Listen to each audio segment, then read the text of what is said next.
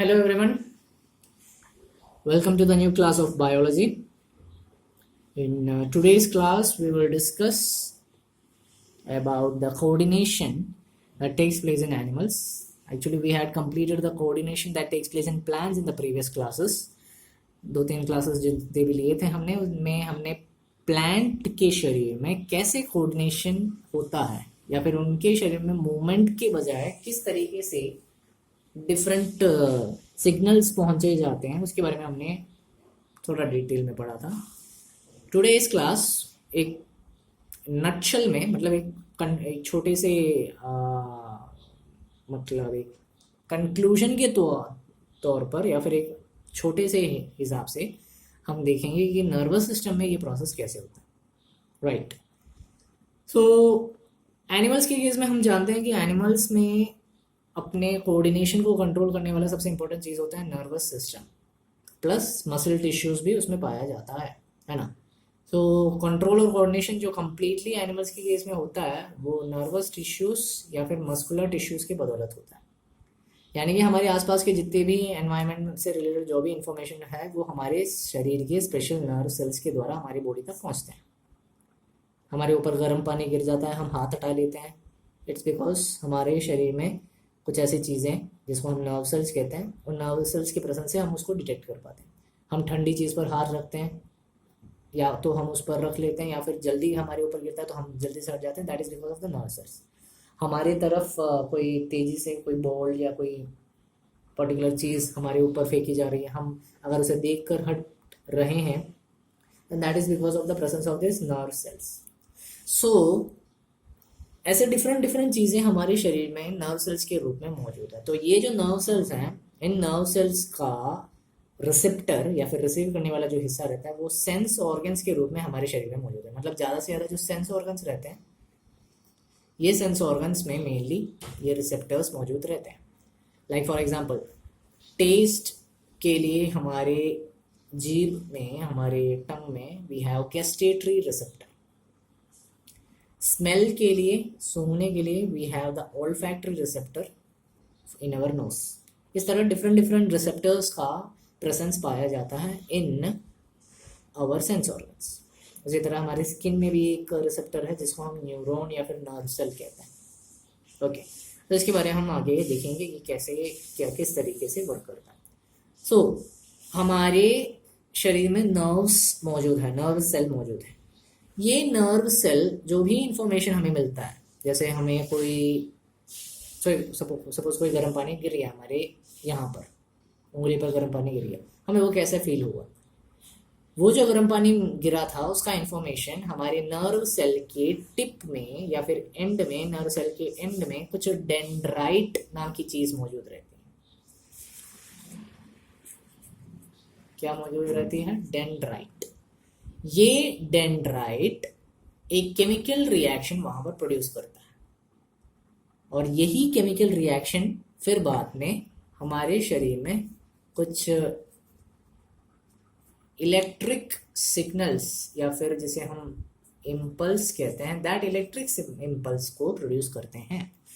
So it is clear that the information which has been passed through the dendrite will definitely produce an electric impulse. हमने electric impulse के बारे में last plants coordination के बारे में जब पढ़ाया था तब बताया था that electric impulses are actually some electric signals. जो इलेक्ट्रोकेमिकल सिग्नल्स होते हैं that are actually the electric impulses. So these electric impulses are definitely produced by the by the nerve cells through the dendrite through the chemical reactions. Okay, clear. फिर उसके बाद क्या होता है देखते हैं. देन ये जो भी इलेक्ट्रिक इम्पल्स क्रिएट हुआ था, इस इलेक्ट्रिक इम्पल्स को डेंड्राइट से सेल बॉडी की तरफ भेज दिया जाता है. बाद में यही सेल बॉडी इसको पुश करके एक्सॉन की तरफ पहुंचा देता है और एक्सॉन से लेके नर्व के एंड तक इसको पहुंचा दिया जाता है.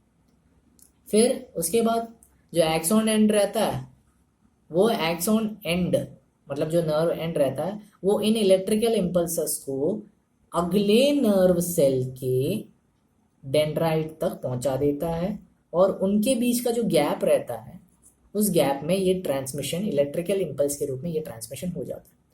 वो जो गैप है उसको हम साइनैप्स कहते हैं. या फिर उस प्रोसेस को साइनेप्सिस के नाम से जाना जाता है। देखते हैं एक डायग्राम से, देखते हैं कि ये प्रोसेस एक्चुअली होता कैसे है।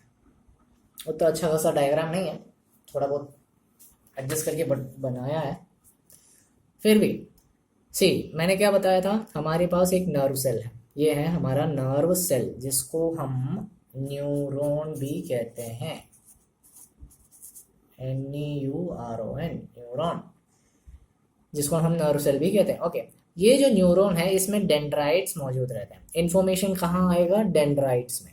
ये जो डेंड्राइट हैं, जो भी जितने भी डेंड्राइट्स हैं इसमें इन्फॉर्मेशन आएगा। सारे के सारे डेंड्राइट्स में आने वाला इन्फॉर्मेशन कौन सा टाइप का रहेगा? इलेक्ट्रिक इम्पल्स टाइप करेगा। क्यों? क्योंकि ये डेंड्राइट जब इन्फॉर्मेशन क्रिएट कर मिलता है इनको, ये केमिकल रिएक्शन बनता है, फिर इसका इलेक्ट्रिकल इम्पल्स बन जाता है। फिर ये डेंड्राइट इलेक्ट्रिक इम्पल्स किसको देगा? ये देगा टू द सेल बॉडी, इसे कहते हैं सेल बॉडी, इतने स्ट्रक्चर को। ये न्यूक्लियस है, ये रहा इसका सेल बॉडी। यहाँ से इंफॉर्मेशन पास होगा यहाँ पर, इसको कहते हैं एक्सॉन। ये जो बीच का हिस्सा जा रहा है इसको एक्सॉन कहते हैं। टेक्स्ट बुक में बहुत छोटा सा दिखाया गया है, एक्चुअली छोटा ही होता है, मैंने डायग्राम को थोड़ा बड़ा दिखाने के लिए बड़ा बनाया। ये जो सिलेंडर जैसा स्ट्रक्चर जा रहा है बीच का, इसको कहते हैं एक्सॉन। यहाँ से इंफॉर्मेशन जाएगा electrical impulse, it will reach to the nerve ending. ये जो एंड हिस्से हैं, नर्व बल्ब भी कहा जाता है, यहाँ तक इंफॉर्मेशन पास किया जाता है। अब ये यहाँ तक सीमित नहीं रहेगा, अगले नर्व्स में भी इसको पहुंचाना जरूरी है, क्योंकि हमारे ब्रेन तक इस चीज़ को पहुंचाना है ना, क्योंकि ब्रेन ही इस चीज़ को डिटेक्ट करेगी कि हमारे हाथ को हटाना है या नहीं हटाना। गर्म पानी हमारे शरीर पर गिर रहा है, गिरते ही तुरंत हमारे हाथ को हम हटाते हैं। कैसे हटाते हैं? उसका एक छोटा बेसिक चीज़ हम बता रहे हैं, ये न्यूरॉन के प्रेजेंस की वजह से होता है। अब इसके पास इससे कनेक्टेड एक छोटा सा न्यूरॉन दूसरा रहेगा इसके जस्ट पास, उसकी डेंड्राइट इसके पास कनेक्टेड होगी, मतलब अटैच्ड नहीं, थोड़ा बहुत पास रहेगा। वो जो गैप रहेगा इस नर्व एंडिंग का और अगले न्यूरॉन के डेंड्राइट के बीच में जो छोटा सा गैप रहेगा, उसका हमने नाम बताया था साइनैप्स या साइनैप्सिस। उसी साइनैप्सिस में इलेक्ट्रिकल इम्पल्स होंगे, इलेक्ट्रिकल सिग्नल्स के रूप में। अभी जो इन्फॉर्मेशन मिला था वो अगले न्यूरॉन में पास होगा, उस न्यूरॉन में पास होने के बाद अगले न्यूरॉन में साइनैप्स के द्वारा इलेक्ट्रिकल इम्पल्स की मदद से अगले न्यूरॉन में पास होगा। ऐसे जाता जाएगा जाता जाएगा, कहाँ तक जाएगा? अपने ब्रेन तक पहुंचेगा। फिर ब्रेन डिटेक्ट करके बताएगा कि if the what should be done or what should not be done. Okay, so this is about how a nerve cell or neuron takes place in our means that how our nerve cell functions in our body. Okay, so ये diagram थोड़ा ढंग से बना लेना, figure 7.1 है diagram. So that's all about today's class. I hope you enjoyed this small topic. आने वाले class में हम थोड़ा और डिटेल में देखेंगे कि इसका डेफिनेशन, इसका डिस्कशन वगैरह, डिस्क्रिप्शन वगैरह कैसे होता है, ये किस तरीके से फंक्शनाइज करता है। So notes you will get PDF in the comment box, so just access that and complete the notes regularly and stay safe at your houses and